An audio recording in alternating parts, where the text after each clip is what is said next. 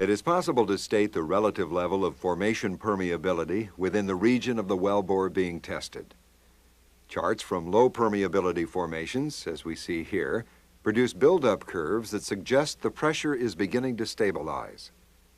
This is often referred to as pressure starting around the curve. These formations have very low pressure increases, if any, during the flow periods.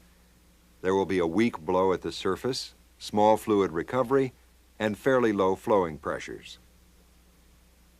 Charts from average permeability formations exhibit better buildup curves during the shut-in periods and some pressure buildup during the flow periods.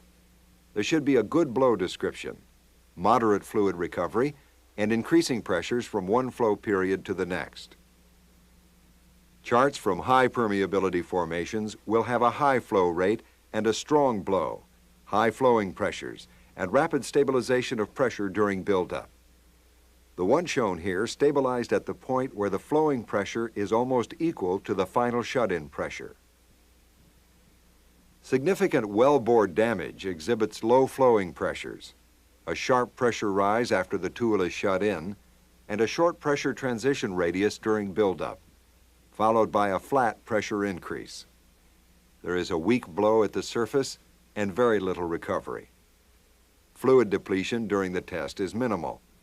If the wellbore cleans up during the test, then there will be a change in the character of the curves from that shown here to one we just saw. The DST may also provide us with a measure of whether the zone being tested is large or small. The evidence we use is the pressure difference between the initial and final stabilized shut-in values. If a significant difference exists, we have a reservoir of limited or finite extent. We see such an example here. The fluids produced during the flow periods have caused a measurable depletion or drawdown of the reservoir. A pressure change of 1.5% or greater is considered serious, and retesting may be warranted. A reservoir barrier or nearby production may also cause the same effect, and so some additional analysis may be required. Here we see an excellent example of a decrease in pressure levels between the initial and final buildup periods. In this case, one caused by a reservoir barrier or permeability restriction as opposed to depletion. The change in the slope of the buildup curve indicates a reduction in transmissibility some distance from the wellbore.